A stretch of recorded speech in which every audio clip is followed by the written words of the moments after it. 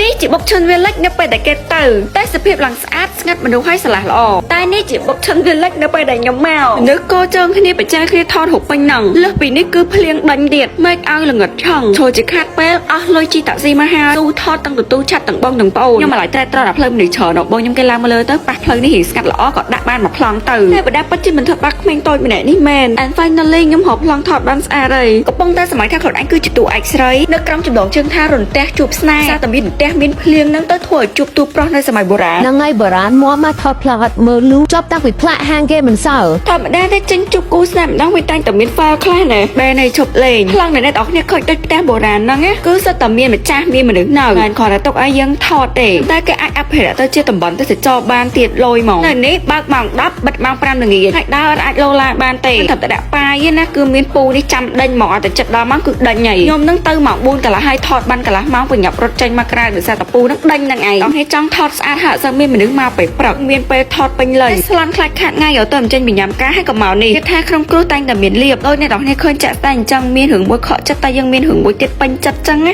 ស័ក្តិសិទ្ធិរបស់គេណាជួបស្នេហ៍តែកម្មដណ្ដក់ទឹកភ្លៀងព្រោះអ្នកមានផ្ទះឲ្យមកភ្លៀង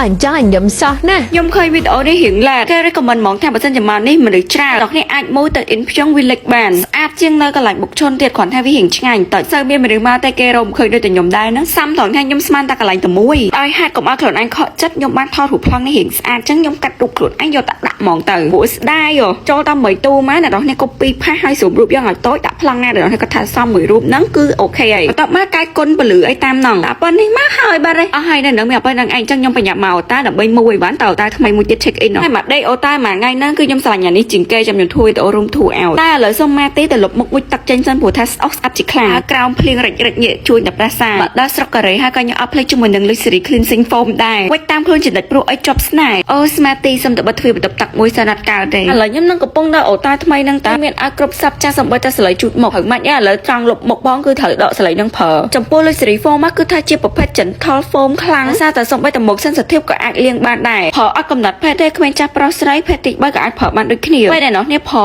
បតក់ជាមួយនឹងទឹក3-4តំណក់ហើយវាយវាបាច់ជាពពុះបាត់ហ្នឹងព្រោះឲ្យសាច់ foam ហ្នឹងគឺវាលាងសម្អាតផ្ទៃមុខរបស់យើងទៅតាមរុនយោបានស្អាតមិនថាគ្រឿង make up អ្នកនេះលាបក្រាស់ៗគឺក៏ top BB foundation អីក៏វាលាងចេញមកអស់ដែរជាធម្មតាយើងត្រូវប្រើ double cleansing តែបើអ្នកនេះអត់ចូលចិត្តប្រើទេអាចលាង foam នេះពីទឹកបានចាពណ៌ឡើងបែកទៅជាទឹកក្រូចក្រៅពីជួយលាងសម្អាតផ្ទៃមុខយើងបានស្អាតពីដីទលីនឹងគ្រឿង make up ហើយវាក៏មានតួនាទីជួយធ្វើឲ្យស្បែកមុខយើងភ្លឺថ្លាជាងមុនដែរសម្រាប់អ្នកដែលកំពុងតែជួបបញ្ហាមុខគាត់ខ្មៅជាងមុនបាក់រោ foam ណាដែលត្រូវជាមួយនឹងស្បែកមុខយើងណាអាចងាកមកសាកប្រើជាមួយនឹង Luxury Foam សិនមើលបន្ទាប់ពីលាងហើយផ្ទៃមុខយើងឡើងតែជាក់ស្រឡះមុខល្អណាស់ហើយមុខយើងឡើងស្រស់ដូចផ្លែឈើស្រស់ចឹងណាកុំមើលរំលងទៅលើការលាងមុខណាព្រោះតើតែលាងមុខស្អាតទៅមុខអ្នកនរគ្នាអត់ឡើងមុនខ្សាច់មានកាក់សំណល់ make up នៅលើមុខក៏អត់បកទៅជាឡើងមុនបានមួយផ្នែកដែរកុំមើលរំលងមុនខ្សាច់នេះ make up អត់អាចបិទបាំងបានទេបានមុខស្អាតអញ្ចឹងលាងមុខឲ្យស្អាតជាមួយ Luxury Foam មើល